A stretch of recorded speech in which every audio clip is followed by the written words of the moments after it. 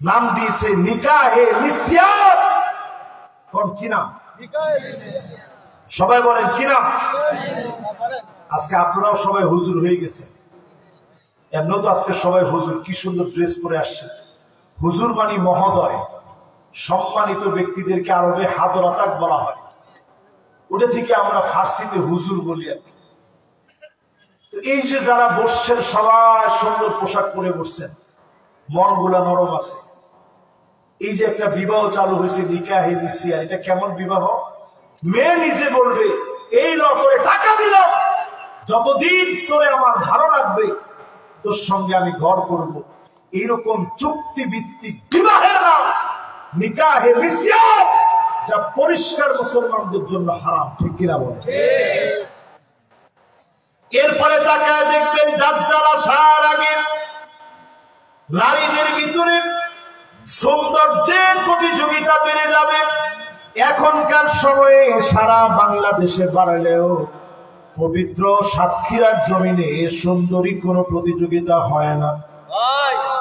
কি মনে হয়?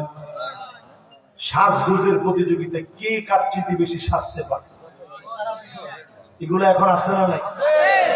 তাকায় দেখবেন আল্লাহ কথায় কথায় স্বামীকে বলবে সব আমার নামে লিখে দে, তোর মা বাপকে কিছু দেওয়া যাবে না।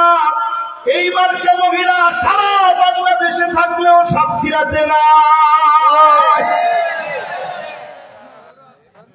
এখন এই দিকে আসতে বললো, এইদিকে জোরে বলছে। ও এই সাইডে পাইক বেচার লোক বেশি, তাই? আচ্ছা এবার বলেন তো সবাই মিলে, আচ্ছা এই রকমের মহিলা কি এখন ঘরে ঘরে আছে? ঠিক আছে, এগুলো একটু যদি আমরা বেশি বেশি বলি তাহলে একটু কমবে ইনশাআল্লাহ বলেন। এরপরে দেখবেন মান্নান কথায় কথায় খোটা দিবে, আমি দেখে তোমার ঘর করে খাইয়ে গেলাম, আমি দেখে ভাত খাইয়ে গেলাম, অন্য মহিলা হলে খেত না। ঠিক বলছে সব অবিবাহিত যুবকেরা। এবার সবাই মিলে বলেন তো আসলে কি এটা ঠিক? আজকেও বলছে, এখন আর কেউ কিছু বলবে না। হুজুর আজকে বলছে, বললে তো ঘটনা উদ্ঘাটন হয়ে গেল। এরপরে দেখবেন হান্নান সারাদিন ক্ষেত থেকে কষ্ট করে গেছেন, কাজবাজ করে গেছেন, স্ত্রীর আদর করে বলছেন একটু পানি দিও তো, পানি দিও, পানি দিও, আপনার পানি আপনি নিয়ে খান। এরকম মহিলা এখন আছে না নাই? আপনাদের এলাকাতে আছে? এরপরে দেখবেন কান্নান, এটা এমন মহিলা স্বামীর কোন সুখ তার ভালো লাগে না। একটু চেয়ারের মধ্যে বসছেন, উঠেন উঠেন, কেন উঠবো কেন, এটা আমার বাপের বাড়ি থেকে আনছে। এই যে বাপের বাড়ি থেকে দিছে স্বামীরে, জোর জবরদস্তি করে আনছেন, এটার নাম কি? সবাই তো কয় না, কি না? যৌতুক হালাল না হারাম? সবাই বলেন হালাল না হারাম? যৌতুকের সাথে আমাদের কোন সম্পর্ক। এইরকম যৌতুকের কারণে সংসারের শান্তি উঠে গেছে। এরপরে তার নাম হাদ্দাকা, এটা আরো মারাত্মক। কিছু একটা কিনে আনছেন, দেখো বউ তোমার জন্য কি সুন্দর জামাটা এনেছি, দেখা মাত্র কি আনলেন, আপনার নজর ভালো, কালার টিকবে না মনে হচ্ছে, রং মরে যাবে। রং মরবেন না, আমরা মরে যাবো, ঠিক কিনা বলে? এইরকম বৈশিষ্ট্যগুলা ঢুকে যাবে। এই ঈদের সময় আমি অবাক হয়েছি, কয়েকজন মহিলার সামনে নিয়ে মাইক ধরছে, আপনার ঈদের বাজেট কত দেখছেন না? মহিলা বলতেছে ঈদের বাজেট 2 লক্ষ টাকা, তুই কি গরু কিনতে আসছিস না? ঈদের বাজেট 2 লক্ষ টাকা। তারপরে কি বলতেছে, মন মতো কিছু এখনো পাইনি, যদি আজকে পাই তাইলে আজকে নিব, নাইলে ঈদের পরে নেব। সুতরাং আমার ভাইয়েরা সজাগ হন। যখনই বলছে 2 লাখ টাকা নিয়ে মার্কেটে আসছে, দুদকের উচিত ছিল এই 2 লাখ টাকার উৎস খুঁজতে গিয়ে দেশের আত্মমানবতা যাদের কারণে ধ্বংস হচ্ছে, মাজলুমদের টাকা যারা মেরে খাচ্ছে, এদেরকে খুঁজলেই কেঁচু খুঁড়তে সাপ বের হয়ে আসতো, ঠিক কিনা বলেন? এরপরে দেখবেন সাতটা কথায় কথায় বাড়াবাড়ি হবে, কাটাকাটি হবে, স্ত্রী স্বামীর সঙ্গে তর্ক করবে। এরপর একটা আরো মারাত্মক বাররাকা, শুধু মুখ দিয়ে চালাবে না, স্বামীর গায়ে হাত তুলতে পর্যন্ত দেরি করবে না। এই মার্কা মহিলা এখন আছে না? তাহলে একটু হিসাব মিলায় দেখেন তো, রাসূল যা বলে গেছেন, ঘরে ঘরে ফিতনা ঢুকবে। আজ সাতক্ষীরার মাটিতে বসে বলি, এই যে আমি 7টা পয়েন্ট বললাম, এই 7টাকে এখন আমাদের ঘরের মহিলাদের মধ্যে এই বৈশিষ্ট্যগুলো আছে? মিথ্যা বলে না আছে? কার কার ঘরে আছে একটু হাত তুলে তো দেখি। একজন হাত তুলছে পিছনে, আরেকজন হাত যে উঠেছেন, আজকে বাড়ি যাওয়া লাগবে না কিন্তু। এবার হাত নামান, উনি খুব সাহসী মানুষ, এত কিছু বলার পরও কিন্তু হাত নামান। হাত যে উঠেছে হুজুর, হাত উঠানোর মতো উঠেছি, জ্বালায় আছি, সব বলে আছে।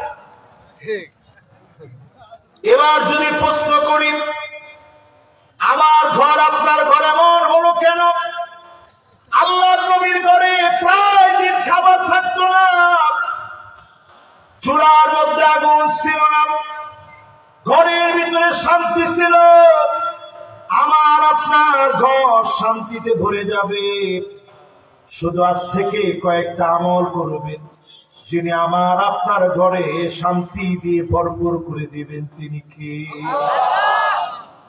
এবার এটা গুরুত্ব নিয়ে শোনেন, নাহলে মহিলারা খেপে যাবে। হুজুর এতক্ষণ শুধু আমাদের বিষয়ে বললো, পুরুষদেরকে তো ধরলো না। কথায় কথায় স্ত্রীর সামনে গিয়ে বলেন, তোরে আমি কয়েকদিনের মধ্যে ছেড়ে দিচ্ছি না, আমি আর তালাকের কথাটা উচ্চারণ করলাম। তোর মনে হয় আমার সাথে ঘর করে খাওয়া হবে না, তোর ব্যবসা ভালো, তোর ভাগ কমে গেছে, তুই পথ দেখতে পারিস। এরকম কথা বলে এরকম পুরুষ আছে না? অথচ আল্লাহ নবী নিজে বলতেন, আম্মা জানদেরকে বলতেন, আমি কোনদিন তোমাদেরকে ছেড়ে দিব না। স্ত্রীর সামনে তালাক উচ্চারণ করবেন না, শয়তান আপনাকে পরিচিত করবে, ভালোবাসার বহিঃ প্রকাশ ঘটাবে। ঘরকে যিনি শান্তিময় বানায় দিবেন, তিনি কি? এবার দ্বিতীয় নাম্বার, ঘরটা মাঝে মাঝে নিজে ঝাড়ু দিবেন। দিছেন কোনদিন? মাশাআল্লাহ, কে কে দিছেন? টান করে হাত ধরে উঠান। লিল্লাহে তাকবীর। মাশাআল্লাহ। এখন মহিলারা খুশি হয়েছে, দেখছো হুজুরে ঝাড়ু পর্যন্ত তুলে দিছে হাতে। আর কি করবো ওদের মধ্যে? এই যে ঝাড়ু তুলে দিলাম, এটাকে আমি উঠাই দিছি না, রাসূল নিজে হাতে তুলে ঘর ঝাড়ু দিচ্ছে। রাসূল নিজে ঘর ঝাড়ু দিচ্ছে। এরপরে আবার ভাইরা 1 প্লেটে খানা খাবেন। জীবনে খাইছেন? মাশাআল্লাহ, কয়েকজন হাত তুলছে। আপনারা ওনাদেরকে বেশরম মনে করেন, ওনারা যেটা করছে রাসূলের সুন্নতের আমল করছে। আমরা ঠিকই গার্লফ্রেন্ডে নিয়ে একসাথে ফুচকা খাই, নিজে খাই, খাওয়াই দিই। স্ত্রীর কয়দিন আপনি খাওয়াই দিচ্ছেন? এটা গর্ব করে বলবেন। কে কে খাওয়াই দিচ্ছেন একটু হাত তুলে তো দেখি। মাশাআল্লাহ। এবার হাত গুলা নামান। দেখছেন সবাই যখন আপনার হাত তুলছে, সবাই তাকায় তাকায় দেখছে কে কিরকম শরম ছাড়া দেখে। এই লোকগুলা একটাও শরম ছাড়া না, এরা সবাই সুন্নত মানে। রাসূলকে, জীবন্ত রাসূলের সুন্নত গুলোকে জীবনে তারা আঁকড়ে ধরেছে, ঠিক কিনা বল? যাদের বউ নাই তারা বিয়ে করবে ইনশাআল্লাহ, তারপরে খাওয়াবে ইনশাআল্লাহ। কি বলেন, ঠিক আছে না? আর আমাদের দেশে তো এখন এমন ওয়াজও বের হচ্ছে, যুবকদের জন্য বক্তা ওয়াজ করতে গিয়ে বলতেছে, যেই মেয়ে দেখলে তোমার মন খুশি, না না আমরা কারো নাম না, দেখলে যদি তোমার কাছে মনে হয় যে সে খুব সুন্দরী, তাইলে তুমি বুঝবা সে তোমার জন্য পারফেক্ট। এটা ইসলামের কথা নাকি? আরে কথা বলেন, ইসলামের কথা। ইসলাম বলে ফাজফার বিযাতিদ দ্বীন। এই যে আমার পাশে আলেম বসে আছে, সামনে অনেক আলেম আছে, তারিবাত ইয়াদাকি, দিন দেখে আপনি বিবাহ করেন। সৌন্দর্য দেখবেন, টাকা দেখবেন, বংশ দেখবেন, আগে আপনি দিন দেখেন, এরপরে অন্য সবগুলা দেখেন। দিন যদি তার ভিতরে থাকে, আপনাকে যিনি দুনিয়া আখিরাতে কবুল করে নেবেন তিনি কে? স্ত্রীর নাম ধরে ডাকবেন, ঘুরতে নিয়ে যাবেন, একসাথে খাবেন, একসাথে গোসল করবেন, সুন্নাহগুলো মানবেন। আল্লাহ যেন তৌফিক দান করেন, পড়েন আমিন। এবার আসলে আমার ভাইয়েরা 6 নম্বরে, কয় নাম্বার? এই 5 নাম্বার বলতে পারবেন সবাই? দেখি কে কে পারে, বলেন তো। 1 নাম্বার,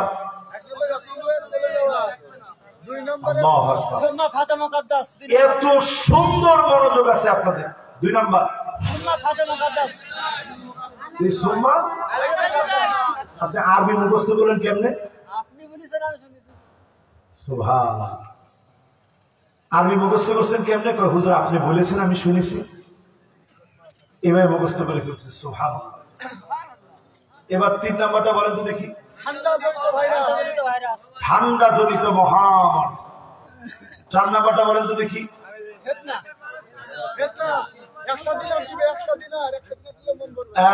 মন ভরবে। এবার 5 নাম্বার বলেন তো দেখি। ঘরে ঘরে ফিতনা ঢুকে যাবে। এবার আসেন আমার ভাইয়েরা 6 নাম্বারে, এটা সবাই কান খাড়া করে শুনেন। অলরেডি এটা টেলিভিশনে নিউজ হয়ে গেছে। ইহুদিরা একটা গরু জবাই করবে, লাল বাছুর। কি বাছুর? আমার এই ওয়াজটাকে আপনারা দেখছেন? কে কে দেখছেন দেখি? মাশাআল্লাহ, 2 জন দেখছে, তাহলে বাকিরা 2 জন, 3 জন, 4 জন, 5 জন, 6 জন, 7 জন, 8 জন, 9 জন দেখছে। বাকিরা যেহেতু শুনেন নাই, আজকে শুনেন। সামনে একটা রেড হফার, লাল একটা বাছুর জবাই করা হবে। কোন পাহাড়ে নিয়ে জবাই করবে? মাউন্ট টেম্পলের উপরে নিয়ে ইহুদিরা জবাই করবে। কখন জবাই করবে? আমার বাইতুল মুকাদ্দাসকে ভেঙে চুরমার করে দিয়ে ওই জায়গায় তাদের একটা টেম্পল তৈরি করবে, হাইকাল সুলাইমানি। এরপরে তারা বাছুর জবাই করে দাজ্জালের প্রস্তুতি নিবে, যে দাজ্জাল আসতেছে। অলরেডি তাদের খামারের সর্বশ্রেষ্ঠ, উৎকৃষ্ট, যেটার ভিতরে কোনো ত্রুটি নেই, এমন লাল বাছুর তারা তাদের খামার থেকে সংগ্রহ করে রেখে দিয়েছে।